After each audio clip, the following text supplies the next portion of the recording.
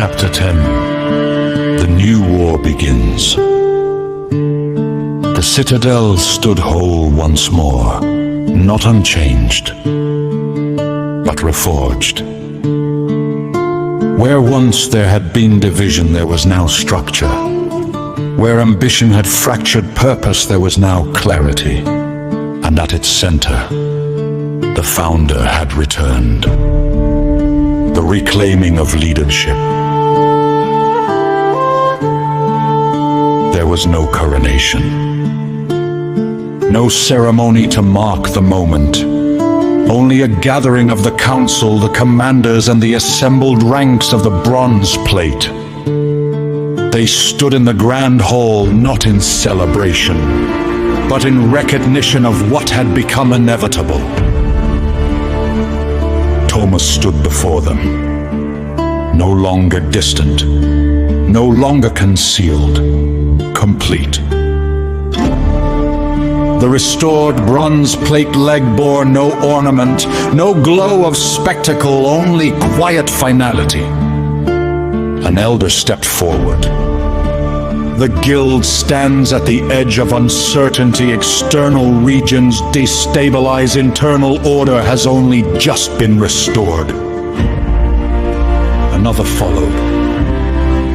We require not only guidance, but command. A pause settled over the hall. All eyes turned to Thomas, not demanding, not pleading, waiting. The founder's decision. He did not answer immediately. His gaze moved across the ranks, not as a ruler surveying subjects, but as a man weighing responsibility. Leadership is not a title to reclaim, he said at last. His voice was calm, steady, unforced. It is a burden that returns when it is needed. Silence followed. Then, until this world stabilizes, I will lead. There was no applause, no outcry, only a unified shift, the guild aligning under a truth it could no longer deny. The founder had not taken power, he had accepted it again. A world beyond the walls. In the war chamber, projections illuminated regions far beyond the citadel. Vast territories, unmapped, unstable, fractured between old world remnants and emerging threats. Signals flickered, energy distortions, unknown machine activity. Not isolated incidents, a pattern. These are not random failures. Leo observed quietly. They're spreading, Darren added. Soren remained still, watching the patterns converge. Something is waking up. Everywhere. Thomas did not disagree. The assignment. The room fell silent as Thomas turned toward his sons. Not as a father, but as the founder. You have proven your strength within these walls, he said. His gaze was steady. Now you must prove it beyond them. Darren stepped forward slightly. You're sending us out. Yes. No hesitation. No embellishment. The world outside this citadel is not unified, not protected, not understood. He paused, allowing the weight of his words to settle. If you are to lead, you must know what you are leading. 3 paths, 1 purpose. The assignment was not a single mission. It was a division of paths.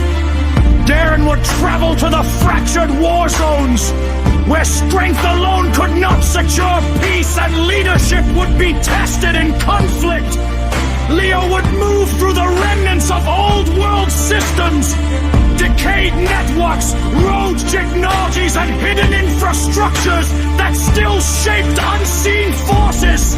Soren would walk the silent regions, places where instinct mattered more than knowledge, and unseen threats moved without pattern. They would not travel as a single unit. They would grow individually. The weight of departure. The decision settled heavily. Darren did not protest, but his silence carried resistance. Leo looked toward the system's map again, already calculating, already adapting. Soren simply loaded once. Understanding came easier to him now. "We're not being sent away," he said quietly.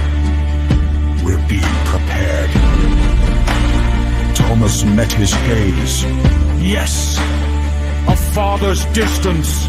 There was no long farewell, no emotional declaration, because what stood between them was no longer just family.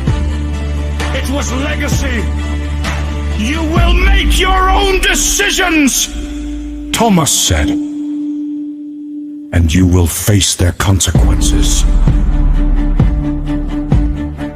His voice did not soften. That is what it means to lead. Darren clenched his fist, then released it. Leo lowered his gaze briefly. Soren remained steady. The departure. At dawn, the gates of Orion's citadel opened once more. Not for a returning hero, but for three who would become something more. Darren walked first toward the horizon of conflict. Leo followed toward the remnants of forgotten systems. Soren paused for only a moment, then stepped forward into the unknown. The founder remains.